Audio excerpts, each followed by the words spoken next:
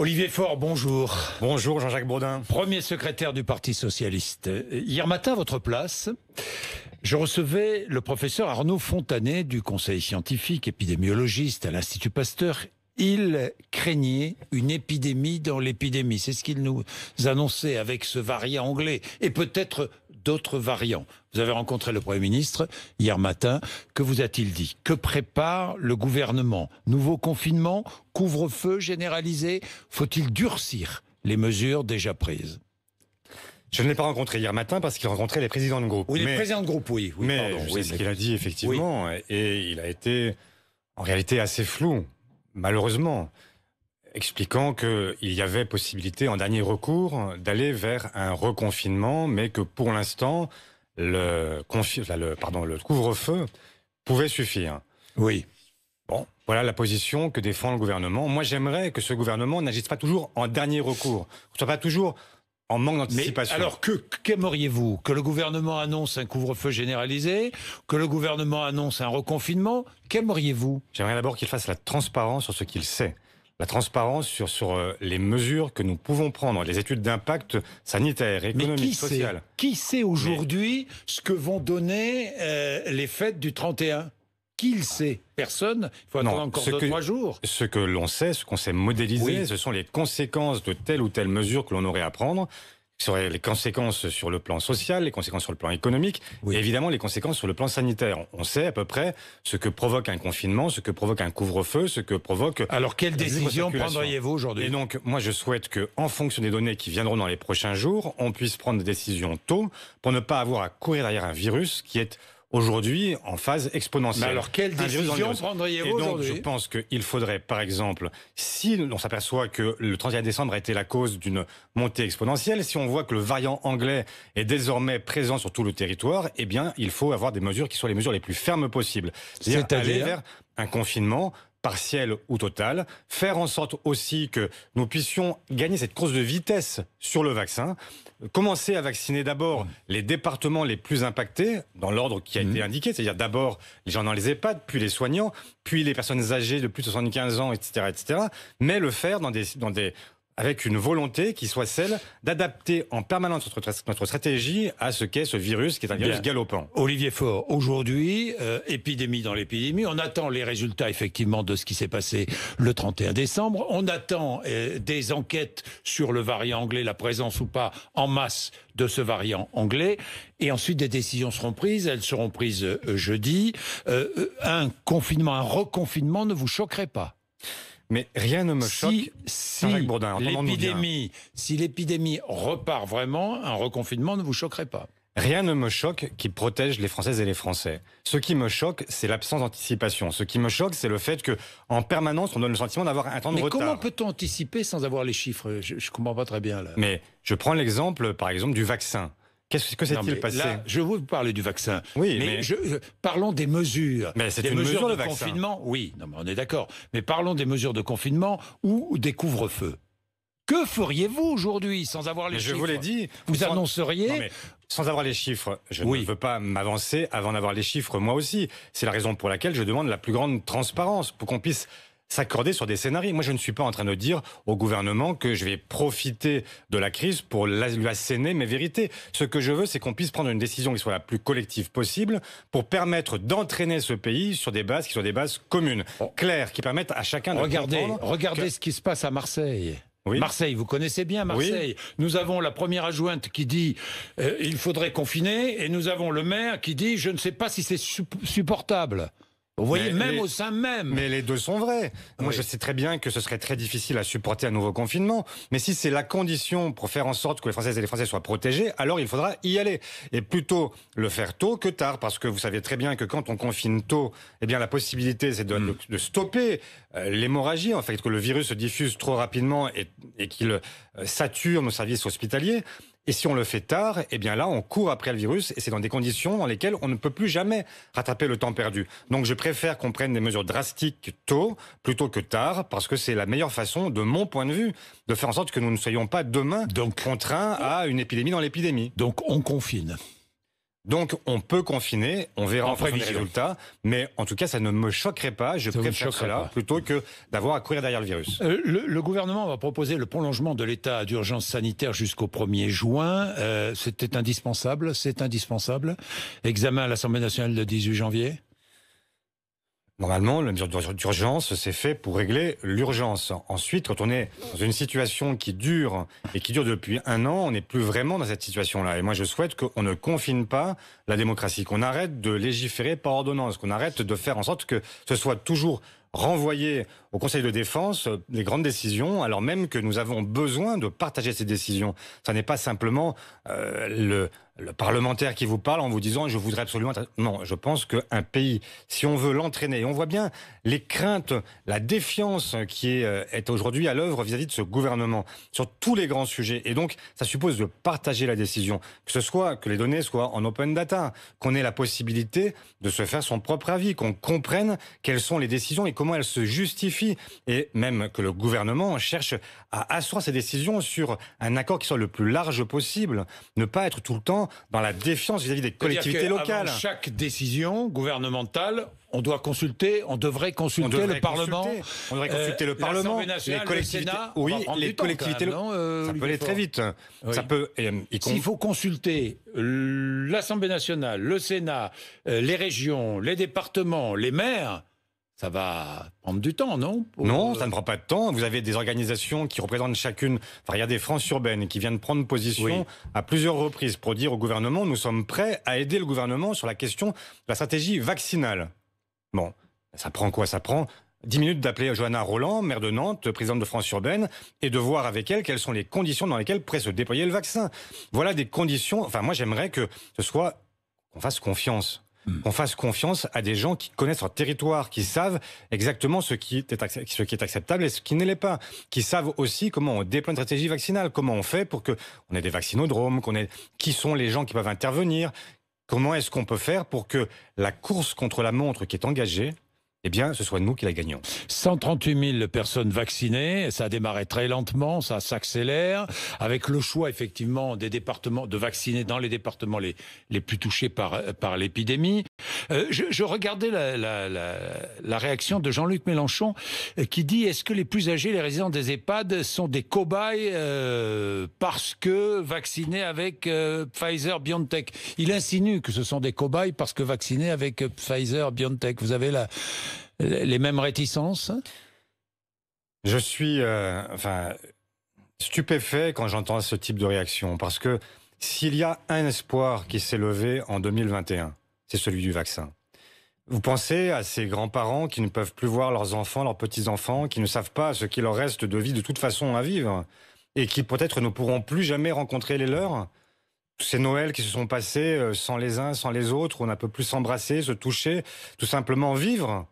Mais le vaccin, c'est la solution. Le vaccin, c'est même la seule solution. Mais quand vous entendez donc, Samia Ghali, qui est adjointe socialiste au maire, elle est plus socialiste. Mais je ne suis pas d'accord. Elle a été socialiste au maire de Marseille, qui ne veut pas se faire vacciner. Mais quelle que soit la sensibilité de ces gens-là, je suis pour le vaccin. Je le suis fondamentalement. Je suis, comme beaucoup de Françaises et de Français, un enfant de Pasteur. C'est parce que nous avons eu le vaccin que nous avons réussi à vaincre les grandes épidémies.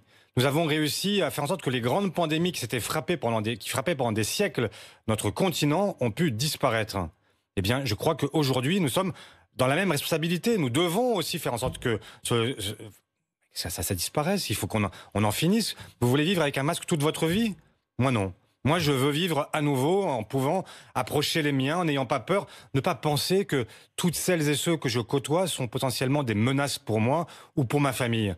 Je n'en peux plus. Et donc, je souhaite que, évidemment, nous puissions avancer. Autre polémique, arrêt de travail automatique en cas de suspicion de cas de Covid, isolement plus rapide, ça permet d'éviter l'engorgement des cabinets médicaux. On déclare donc sur le site de l'assurance maladie qu'on est atteint par la maladie, pas de délai de carence.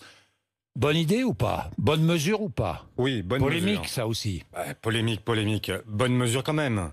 Là aussi, reconnaissons, quand on doit reconnaître les choses, c'est une bonne mesure. Pourquoi? Parce que on ne peut pas laisser des gens continuer à circuler. Le délai de carence, c'était quoi? C'était la possibilité de se voir amputer une part de son salaire, avec des gens qui ayant des moyens modestes, préfèrent être dans l'incertitude sur leur propre santé et puis continuer à aller travailler. Et dans ce moment-là, contaminer leurs collègues de boulot. Donc oui, c'est une bonne mesure. Olivier Faure, parlons des conséquences de cette crise terrible. Crise sanitaire, crise économique, crise sociale, évidemment, conséquences sur les jeunes. Oui. Est-ce que vous êtes favorable? Il faut accélérer sur le RSA à partir de 18 ans? Oui. Absolument? Oui. Oui. Oui, parce que vous avez vu ces jeunes qui sont étudiants ou chômeurs, qui sont dans une détresse. Vous parliez de Marseille. À Marseille, c'était dans la fédération du PS, où on distribuait pendant le premier confinement, et peut-être encore aujourd'hui, des paniers repas tous les jours aux étudiants. Oui.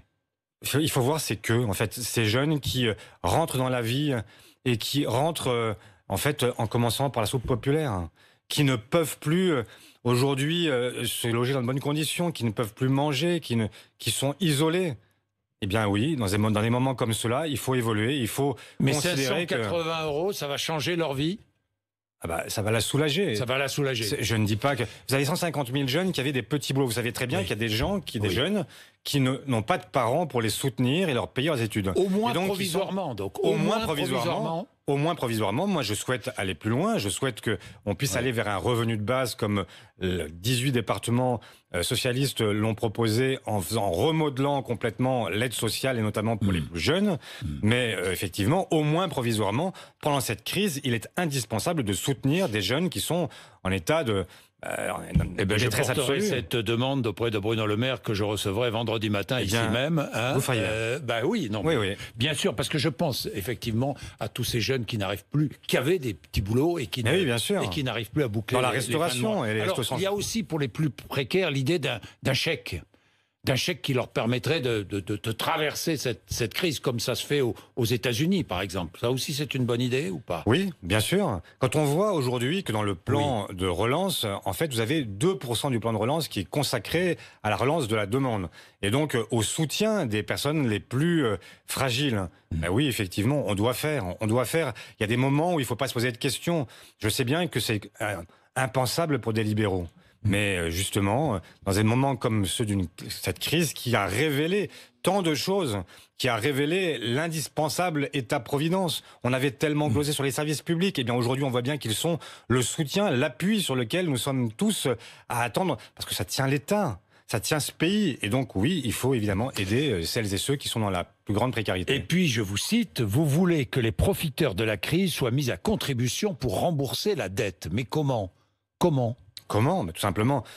Vous savez que depuis le début de ce quinquennat, on a fait tout l'inverse. On a dit, les premiers de cordée, il faut les rendre plus riches encore parce qu'un jour, ça finira par ruisseler sur les autres. Oui. Est-ce que vous avez vu le ruissellement, Jean-Jacques Baudin? Est-ce que vous avez vu les gens dont on vient de parler? Est-ce qu'on a vu des gouttes même leur tomber dessus? Rien. Donc aujourd'hui, il faut évidemment dire qui va payer. Donc il y a un débat sur la dette elle-même. Est-ce qu'on annule la dette Covid ou pas? Et puis, il y a un débat sur ce qui ne sera pas annulé ou ce qui ne peut pas l'être. Qui doit le rembourser? Est-ce que ce sont les classes moyennes, comme toujours, qui doivent en supporter le prix? Ou est-ce que ça doit être ceux qui ont formidablement profité? Je ne dis pas qu'ils l'ont fait exprès, mais les GAFAM, Amazon, la grande distribution, les laboratoires pharmaceutiques, dont on voit que les prix qui sont pratiqués pour le vaccin ne sont pas des prix de marché, mais sont des prix qui sont en réalité des prix qui tiennent compte de ce que l'État est prêt à payer. Et donc, qui sont dans une logique purement marchande. Et donc, oui, il y a un sujet. Il faut que ce soit aussi ceux qui ont profité indirectement de cette crise qui puissent aujourd'hui en payer. On taxe les vaccins? Je comprends pas très bien là sur les laboratoires sur les vaccins. Ça veut dire que toutes celles et ceux... Un vaccin BioNTech Pfizer, la dose est à 14 ou 15 € à peu près. Oui, vous avez vu le nombre de doses qu'ils vont distribuer. Oui. Vous pensez que... qu'est-ce qu'on fait en taxe? Je comprends pas là, comment fait-on? Ça veut dire qu'il faut revoir la fiscalité des GAFAM, de la grande distribution, des labos pharmaceutiques. Il faut qu'il y ait peut-être un prélèvement exceptionnel qui permette que chacun prenne sa part de l'effort qui est un effort mondial. On ne peut pas toujours dire les mêmes devront payer. Pourquoi ce serait toujours les mêmes? Elle a la compétence, la force de conviction, la combativité, l'expérience de qui parlent de nombreux socialistes. Ah, à vous de me le dire. Mais vous le savez. Oui, je pense. Ouais, Anne Hidalgo. Anne Oui. Hidalgo, c'est votre candidate pour 2022? Pour le Franchement. moment, je n'ai pas de candidate. Oui. Parce que je considère que nous n'en sommes pas encore là et que nous devons commencer par travailler sur un projet commun et ensuite de voir qui en est la meilleure incarnation, qui peut nous emmener à la victoire et qui saurait gouverner ce pays. Mais est-ce que vous souhaitez qu'elle soit candidate à la présidentielle? Je pense que ce serait une excellente présidente de la République. Je ne sais pas si elle sera candidate. Oui. Mais si elle est candidate, vous la soutiendrez? Nous verrons à ce moment-là qui sont les autres candidatures. Je ne veux pas. Valérie a Rabault, priori... qui préside le groupe socialiste à l'Assemblée nationale, la soutient. Eh ben, très bien. Patrick Kanner, qui préside le groupe socialiste au Sénat, la soutient. Très bien. Et vous, premier secrétaire du Parti socialiste, vous la soutenez?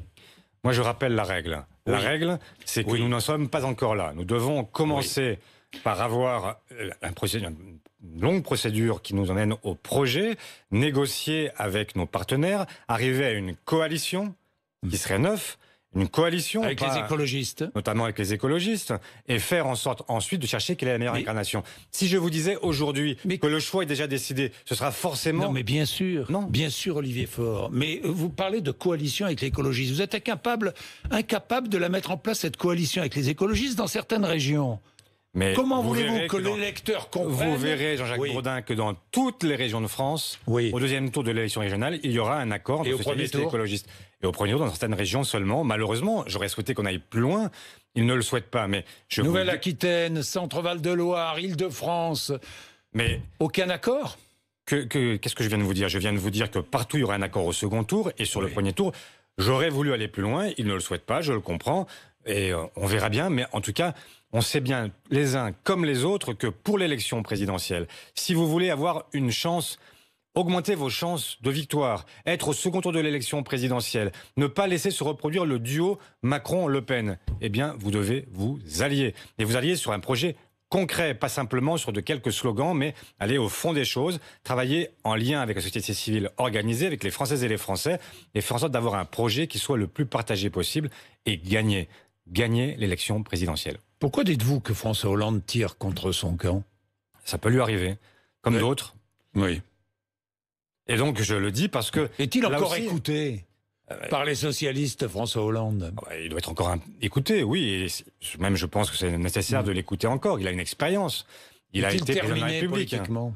Mais on n'est jamais terminé politiquement. Simplement, il faut donner aujourd'hui sa chance à cette nouvelle génération. Tous ces maires dont on vient de parler, de Nantes, de Rennes, de Montpellier, de Rouen, je pourrais citer tellement de villes qui sont aujourd'hui ces villes où vous avez des gens exemplaires, qui ont compris depuis longtemps comment il fallait faire vivre ensemble le social, l'écologie, la démocratie, le féminisme, les valeurs républicaines. Ces jeunes mères-là, cette nouvelle génération, elle est là, cette génération d'espoir qui peut permettre de réveiller l'espoir en 2022. Et moi, je souhaite qu'on la laisse aussi un moment éclore, qu'on ne soit pas tout le temps en train de lui dire ce qu'elle devrait faire ou laisser penser que c'est à elle qu'on doit les défaites passées. Parce que ce serait quand même formidable de laisser penser que c'est cette direction actuelle qui est responsable de ce qui s'est passé précédemment.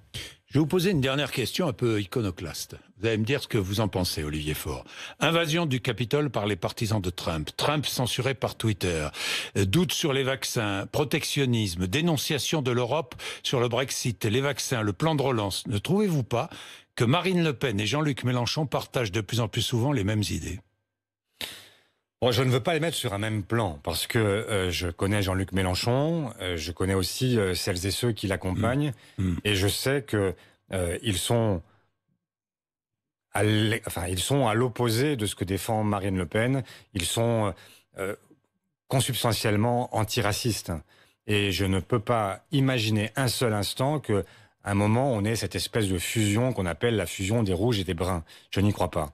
Je n'y crois pas et malheureusement, je vois que parfois, il y a des points de vue qui peuvent se ressembler, mais qui ne peuvent pas se rassembler. Et je souhaite au contraire, c'est la raison pour laquelle, à de nombreux moments... Il y a un je suis danger de réintervenu. rassemblement? Non, je ne le pense pas. En tout cas, je ne pense pas que celles et ceux qui dirigent les Insoumis soient en situation, en volonté et en situation, un jour, de rejoindre Marine Le Pen. Et l'inverse, pareillement. Ce que je crains, en revanche, c'est qu'il y ait un moment une fusion des électorats à force de laisser penser que l'adversaire, ce serait principalement le social-démocrate ou même le libéral, et qu'il y aurait finalement une forme de confusion organisée. Il y a des ennemis dans la République, il y a des adversaires. Et je ne les mélange pas. Et donc, j'aimerais que tout le monde y revienne. De la même façon, c'est pour ça que je suis intervenu à plusieurs reprises sur la République, pour essayer de ramener chacun d'entre nous. Non pas que je fasse un procès à qui que ce soit, mais je sais à quel point aussi les dérives sont possibles. Et donc, je rappelle que nous avons un ADN commun à toute la gauche, qui est la République, qui est la défense de la laïcité, qui est en fait ce que nous avons porté depuis la Révolution française. Et donc j'y tiens, et je souhaite que chacun mette la même ardeur à défendre ces valeurs qui nous ont finalement formés, éduqués et émancipés de nos propres conditions. Merci Olivier Faure d'être venu nous voir ce matin sur RMC et BFM TV.